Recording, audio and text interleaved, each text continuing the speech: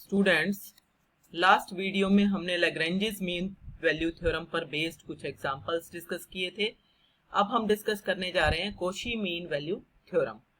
तो ये थ्योरम भी लैग्रेंजेस मीन वैल्यू थ्योरम पर बेस्ड है, उस जैसी ही है करीब करीब। इंपॉर्टेंट है, 2 नंबर के हिसाब से इसकी स्टेटमेंट भी आ सकती है, तो इसकी स्टेटमेंट भी अच्छे से लर्न कर लेनी है आपको।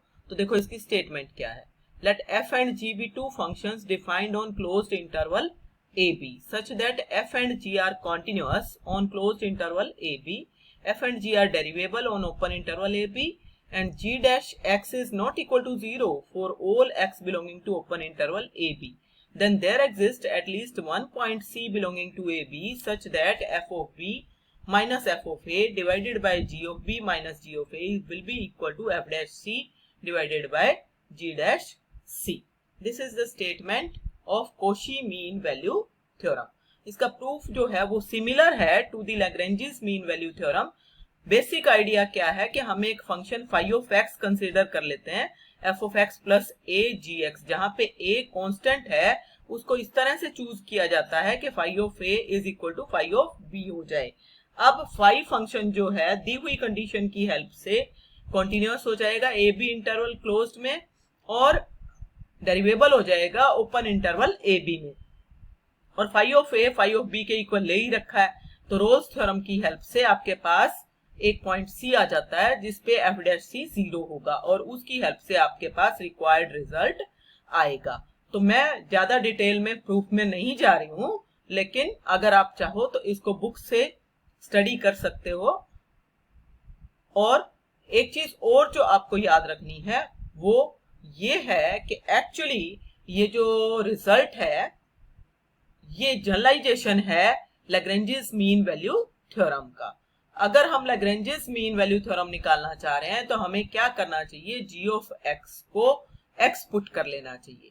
तो उस केस में जी ऑफ एक्स अपने आप से कॉन्टिन्यूस और डेरिवेबल हो जाएगा, और जी डैश एक्स की वैल्यू 1 हो जाएगी, इसलिए वो 0 नहीं होगी, तो तीनों कंडीशन सेटिस्फाई हो जाएंगी, और उस केस में आपके पास ये रिजल्ट आ जाएगा। अभी एक एग्जांपल के बाद हम इसको नेक्स्ट पेज पे हम इसको डिस्कस भी करने वाले हैं कि दिस इज द जनरलाइजेशन। तो उस केस में जी डैश एक्स की वैल्यू आपकी क्या हो जाएगी 1, और जी ऑफ बी क्या हो जाएगा बी, और जी ऑफ ए क्या हो जाएगा ए, क्योंकि जी ऑफ एक्स एक्स है। तो इसलिए कॉची मीन वैल्यू थ्योरम में जहां पे आपके पास ये रिजल्ट था उसमें आप वैल्यू जब पुट करोगे तो f of b minus f of a divided by g of b की value b, g of a की वैल्यू ए, और f dash c as it is, और जी डैश सी 1 हो जाएगा क्योंकि वो तो हर एक के लिए 1 हो गया। तो इसलिए आपके पास ये रिजल्ट किसका आ जाएगा, लैग्रेंजेस मीन वैल्यू थ्योरम का। तो इसका मतलब Cauchy mean value theorem Lagrange's mean value theorem का ही जनरलाइजेशन है। तो ये बहुत इंपॉर्टेंट आपके हिसाब से ये एक नोटिस करने लायक बात है, जो कि क्विज में या इंटरव्यू में या 2 नंबर के क्वेश्चन में आपसे पूछी जा सकती है। अब एग्जांपल डिस्कस कर रही हूँ कि Cauchy mean value theorem apply करके हम किस तरह से रिजल्ट निकाल सकते हैं। Show that sine alpha minus sine beta divided by cos beta minus cos alpha will be cotangent of theta where 0 is less than, alpha is less than, theta is less than, beta is less than pi by 2। मतलब यहां से क्या पता चल रहा है कि alpha beta दोनों 0 और पाई बाय 2 ओपन इंटरवल के अंदर अंदर लाई कर रहे हैं, और थीटा अल्फा और बीटा के बीच में लाई कर रहा है। ठीक है, तो हम 2 फंक्शन किस तरह से कंसीडर करें, f of g, f of x को साइन एक्स ले लो और जी ऑफ एक्स को कोस एक्स ले लो for X belonging to alpha beta closed interval, जो कि ओपन इंटरवल 0 पाई बाय 2 के बीच में ही लाई कर रहा है। तो अब एफ और जी साइन कोस फंक्शन तो हमेशा कॉन्टिन्यूअस होते हैं, तो कॉन्टिन्यूअस हो गए। ये डेरिवेबल भी है, इसलिए ये डेरिवेबल भी हो गए अल्फा बीटा में, क्योंकि 0 और पाई बाय 2 तो आ ही नहीं रहा, और साइन और कोस तो हमेशा ही डेरिवेबल है।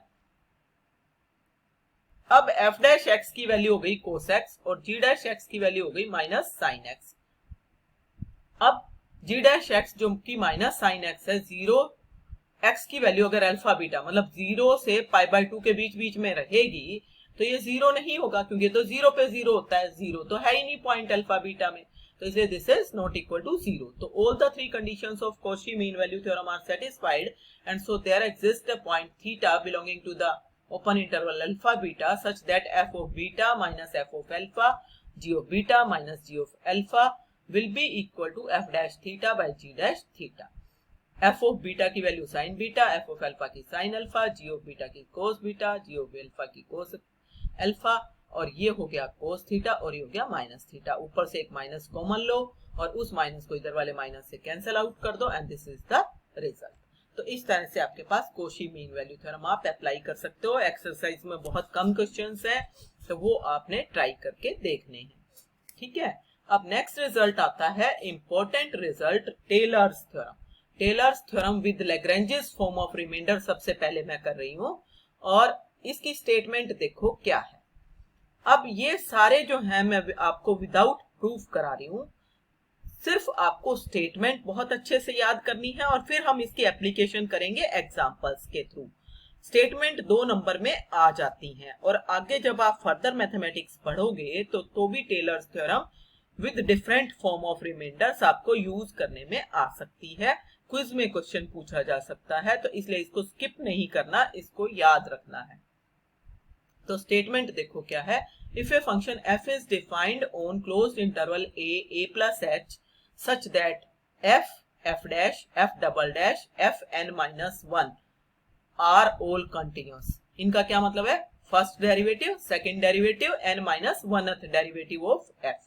अगर ये सारे कॉन्टिन्यूअस हैं on closed interval a plus h और nth डेरिवेटिव मतलब fnx एग्जिस्ट करता है open interval a plus h में, then there exists at least one real number theta such that 0 is less than theta is less than 1 and आपके पास result क्या आ जाएगा? Result आ जाएगा f of a plus h is equal to f of a plus h f dash a plus h square by 2 factorial f double dash a plus so on h to the power n minus 1 by n minus 1 factorial f n minus 1 a and plus h to the power n by n factorial fn a plus theta h.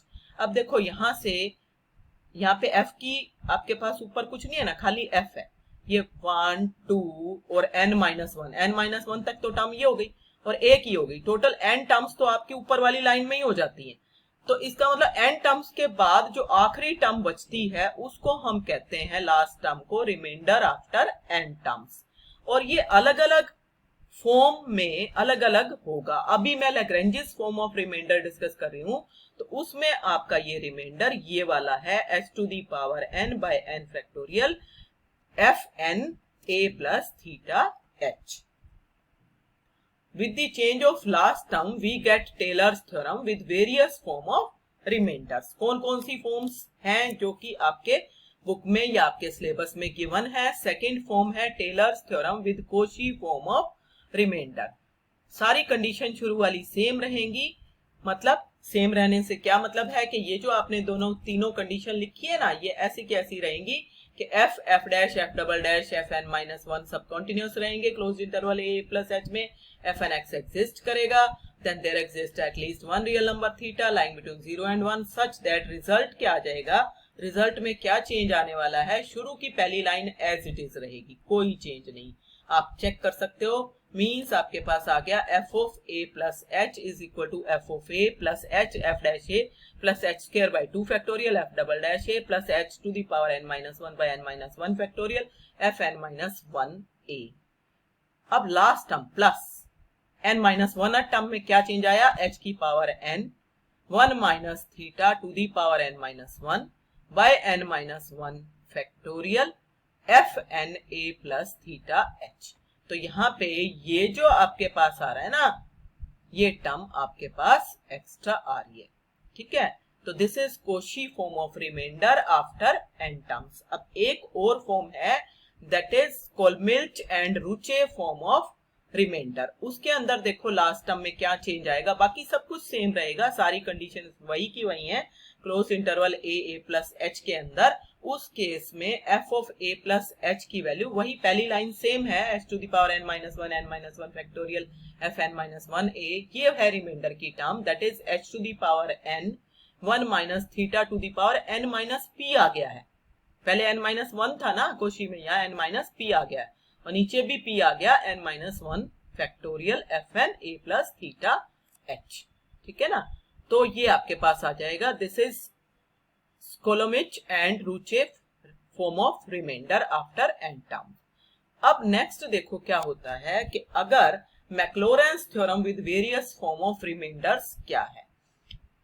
If f of x is a function defined in interval closed interval 0x satisfying पहली condition f dash f double dash fn minus 1 सारे derivative हैं are all continuous in 0x closed interval और fnx exist कर रहा है, मतलब nth derivative exist कर रहा है ओपन इंटरवल 0x में, then there exists at least one real number theta such that 0 is less than theta is less than 1 and f of x की वैल्यू आपकी क्या हो जाएगी, f of 0 plus x f dash 0 plus x square by 2 factorial f double dash 0 plus so on x to the power n minus 1 by n minus 1 factorial f n minus 1 0 and plus remainder r.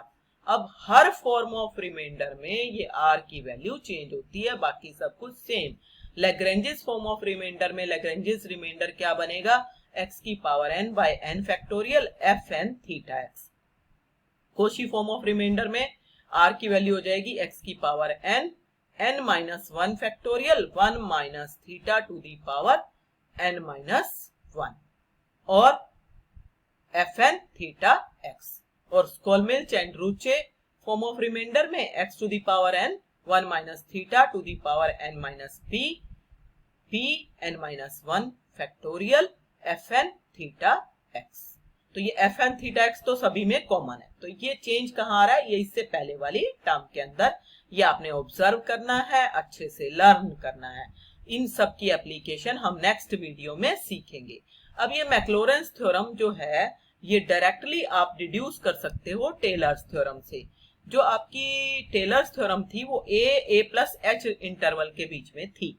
तो अगर हम a को 0 put कर दें और h को x कर दें तो इंटरवल 0x हो जाएगा और सारी कंडीशंस वही की वही आपके पास आती चली जाएंगी. तो इट मींस अगर हमने टेलर्स थ्योरम से मैक्लोरेंस थ्योरम रिड्यूस करनी हो तो हम a को 0 पुट कर देते हैं और उस केस में h को x पुट कर देते हैं. ठीक है, तो कल वाली वीडियो में हम बहुत सारे एग्जांपल्स डिस्कस करने वाले हैं टेलर्स थ्योरम और मैक्लोरेंस थ्योरम के. ओके.